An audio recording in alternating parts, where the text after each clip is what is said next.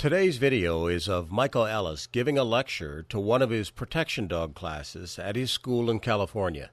This lecture deals with a talk on presentation, targeting, and biting surfaces. So the tug DVD, the difference is it's not a catch. We're doing a lot of the same footwork stuff, but what we're doing is we're presenting the toy in different places with different presentations to reinforce certain behaviors for us in obedience, right? So when we're playing with the tug, there's a place that I want to reward the dog with the tug straight in front of me, like that. Maybe I'm working on fronts or something where I want the dog to orient directly to the front of my body and not think that it's going to go one side or the other, so they focus on the center line. So anytime I would want to present the tug on the center line of my body for any frontal behaviors, then I could reward the dog straight up and into me, stepping back.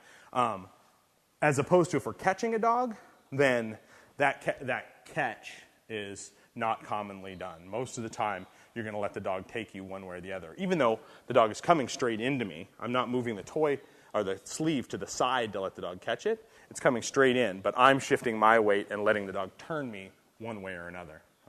So in the tug presentations, most of the various orientations of the tug, and when we're playing with our dogs, is geared towards teaching good targeting behavior and then being able to produce the tug in a variety of different places depending on what behavior we're trying to reinforce. So again, if we're heeling above the dog's head on our left side, so to reinforce heeling, if there are fronts on the center line of my body, and a variety of different things like that. Making different presentations in protection work is also, during the teaching phases, is also in a way to make our dog more flexible. So what happens a lot is if we make a presentation in the same place all the time, then the dog's going to go to that place regardless of whether or not we put the wedge there. So what we're doing here, the way we're doing this straight, we're holding this directly in front of our body, the dog's hitting it, and we're stepping out from behind it. So if I do nothing but that with my dog during bite work, if I do this, he's going to bite me right in the chest. He's going to smash right into me. So if I've done nothing but this with my dog, bam, bam, bam, straight in catches, which is what we're doing here. If that's his whole education, then I go like this, and he comes here. He doesn't go where the thing is. So we do it all the time in obedience, right, where we make a toy presentation a certain way. So what we used to do with our dogs was during heeling, I'd say yes, and I'd pop a toy up in front of my face across my body, and the dog would launch from here and grab it, right? And I did all my heeling presentations were kind of that position. I'd be like a poof, or like this or whatever, and the dog would grab the toy. To the point where, when the dogs were older, if I released them and produced the toy here, they went straight there. They would just shoot straight at the spot where they expected the toy to be, right? Whether I put it there or not. They'd go, boom, and launch at that spot. We see it all the time in protection work, where somebody made exactly the same presentation all the time. So we're going to separate here the mechanics of you just relaxing and going with and catching a dog from the teaching phase where we're deliberately going to give the dog different presentations, high presentations, low presentations, front of my body to the side of my body, from behind my body, all these various different things to teach the dog targeting skills, to teach the dog to look where they're going and hit different targets. That is a training tool for the dog that's distinctly separate from us learning how to catch a dog as a decoy.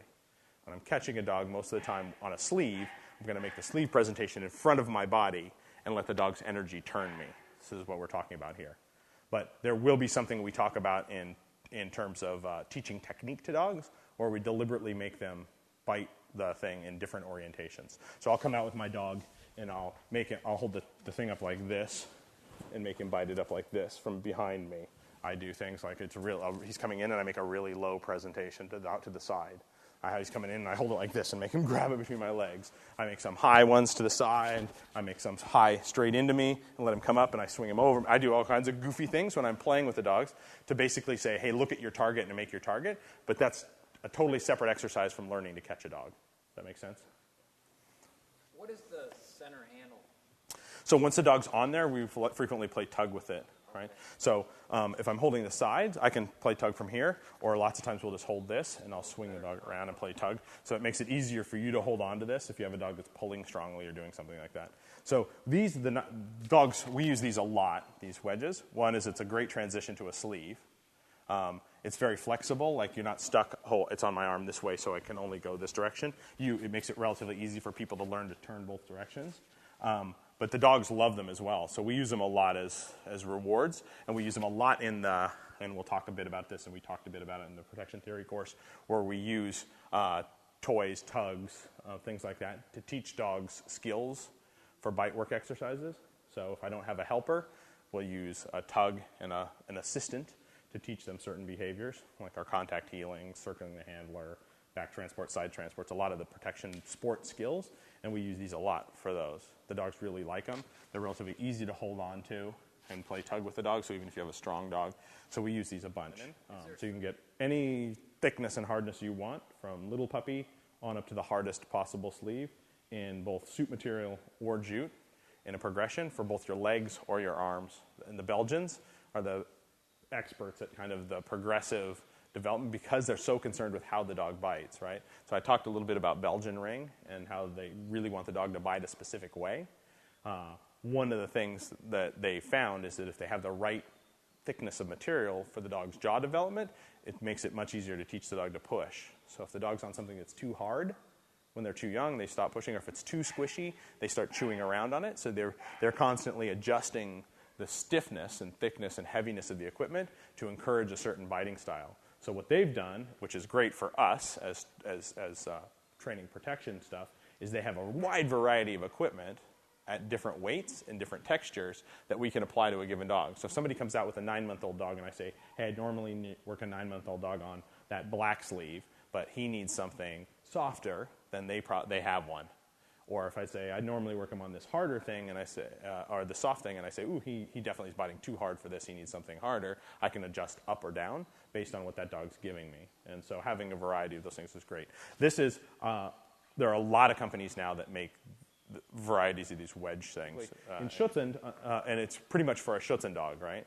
So what happens in Schutzhund is the sleeves they use in a trial are relatively hard. So if you work dogs on hard stuff all the time, you run the risk, of course, of them breaking a tooth or something else. So in training, we frequently use stuff that's not as hard as they're going to use in a competition because we're doing all these hundreds and hundreds and hundreds of repetitions, right? So if we make a mistake, it's better to have your dog on something softer, right? So if I miscatch it or the angle's wrong or whatever, softer is always more forgiving. But periodically, we need to make sure we put the dog on something really hard to make sure that they'll bite it, right? Because lots of times what happens is if they're used to something soft all the time, and then we put them on something hard, they slide off or they don't have a good grip or they feel like, ooh, hey, what's this, right? So we have with these wedges in soft and harder. We have sleeves in soft and harder. There's a progression of Schutzhund-type trial sleeves, too. They make sleeves that look just like this that are really squishy, and then go to an intermediate, then to a hard, then to a rock hard or whatever, and they have a variety of different types. Maintenance-wise, this is considered an adult dog hard sleeve, but it's not even remotely the hardest of the sleeves that are out there. And I do most of my maintenance training on a sleeve like this. So it's a little bit forgiving. It's got some give to it. It's not a total brick, but it's hard enough so the dog has to bite something that's got some substance and it's kind of hard to bite. So as a training thing, the more flexibility we have with a variety of objects, the better. Huh?